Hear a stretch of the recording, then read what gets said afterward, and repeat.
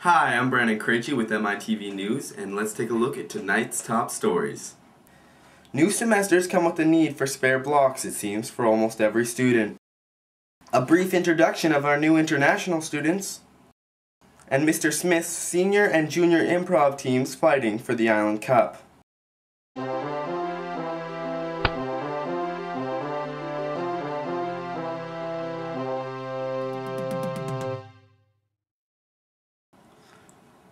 Good evening, ladies and gentlemen of Mark Isfeld. The whole MITV crew is sorry it took us so long to produce a new episode. However, we thought you'd all be anxious for a new episode, so here it is. I'm sure many of you know about the disaster that struck Haiti. As usual, our school was helping out in fundraising money to support them, particularly the Interact Club, who was on the scene with their miniature Tim Hortons found in the front foyer. We have Brianna Vags, our community correspondent, on the scene to talk to them about it. Off to you, Brianna. Thanks, Brandon. As most of you well know, on January 12, 2010, a 7.0 magnitude earthquake struck the developing island nation of Haiti. A vast and still growing foreign aid effort is struggling to meet the needs of survivors more than 2 weeks following the disaster, which has left 1 million homeless and short of food, water, and medical attention. So what has our school done to help Haiti? Here we have Interact executive Charlotte Smith to tell us all about it. Hi, Brianna. Hi. So what has our school done to help the relief efforts in Haiti? Well, if you remember, we had a fundraiser the week before exams where we sold coffee and baked goods to help raise money so that we can buy shelter boxes. Okay, I also heard about an upcoming project that you guys are doing. Can you explain a little bit about that? Yeah, coming up in May, we're having an international dinner, and all of the proceeds will be going towards Shelterbox International. Perfect. Can you tell us a little bit about what's behind us here? This is a Shelterbox tent. Would you like to come in and have a look? Sure, let's go. In each shelter box, there are mosquito nets, waterproof ponchos, waterproof ground mats, even children's activity packs. There's also a durable plastic box, collapsible water containers, and purifying equipment. And in each shelter box, there's a custom designed tent that can sleep 10 people, with blankets and cooking equipment and a toolkit. Thanks, Charlotte. So as you can see, Brandon, the Interact Club and specific students in our school are doing all they can to help those in need in Haiti. Back to you. Thank you, Brianna. Another great report. For those of you who don't know, the MITV crew is now new and improved. Well, what does this mean for you? An episode every week, ideally. With the new semester upon us, Mr. Village and the counselors are finding it hard to please everybody with the spares they want. Now we have Will Tanner to talk to you about the new spare requirements. Thanks, Brandon. I'm about to go interview Mr. Village and his opinions on whether or not grade 12s are in fact entitled to spares. Mr. Village, what would you say is the main reason that some grade 12s are being denied spares this year? Number one reason is that we think the students here have a good choice of courses to take, and we would really like the students to be purposeful with their time. But students do get study blocks. Let's be clear on that. They do get study blocks when it's warranted. We have some students that have a very heavy academic load, and they apply for and they are given study blocks, but they're making good use of the time. It's the students that we're concerned about will not make good use of the time that are being denied the study blocks right now. Now, for all the students that aren't interested by the offered courses, what are some other options for them? Good question, Will. There's two things that I would say around this. One of them being independent directed study, or IDS.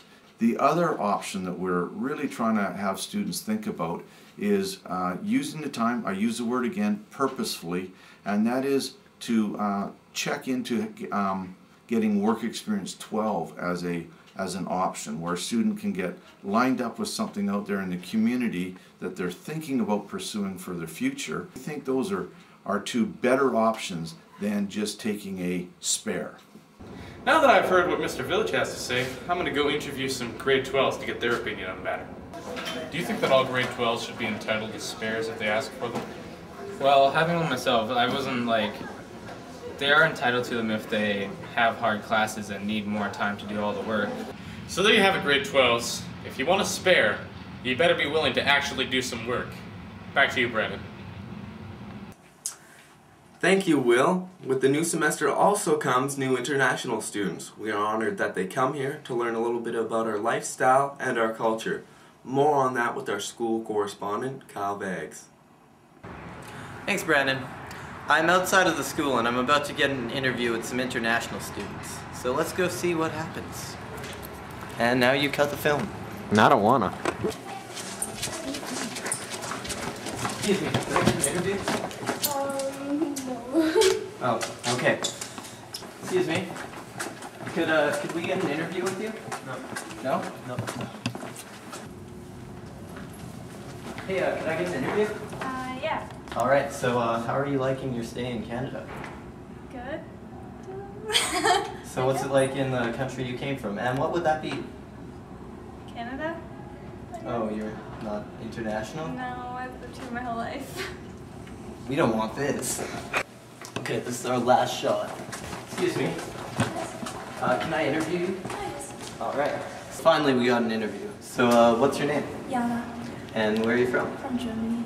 And whereabouts in Germany are you from? And from Nuremberg, and it's in Bavaria. Okay. Thank you for your time. Yeah, you're welcome.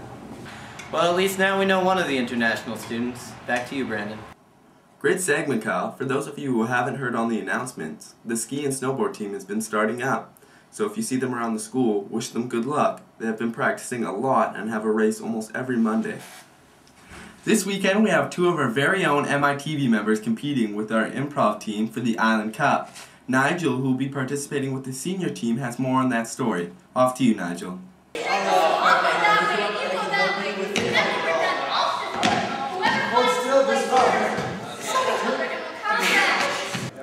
Last year, our school's drama department underwent a dramatic change. It turned from the occasional subpar production into a fully formed playmaking machine.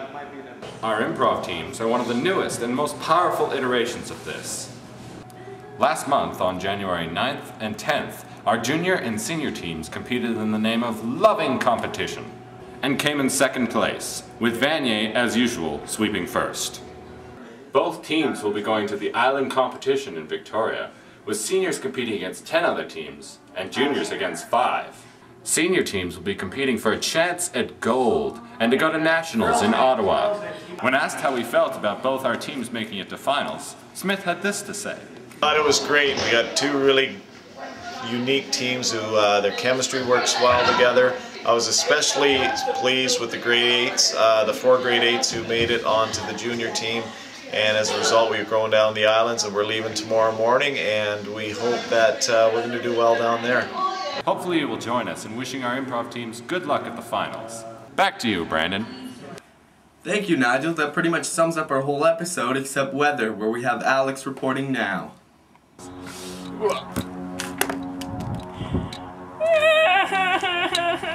Here is the contempo atmospheric conditions.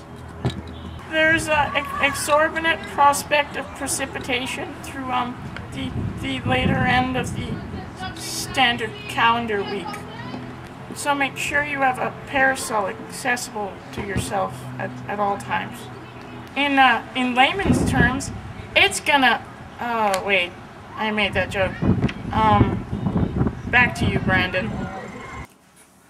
Thanks, Alex. So if you understood what he was saying, well, I guess you'll know what we'll be looking forward to this weekend. For everyone else, such as myself, who didn't, here's a visual aid for you. Good night, Mark Isfeld. Okay. Wait. Where's that lunatic that just raves on about useless information and takes half the episode with his voiceovers?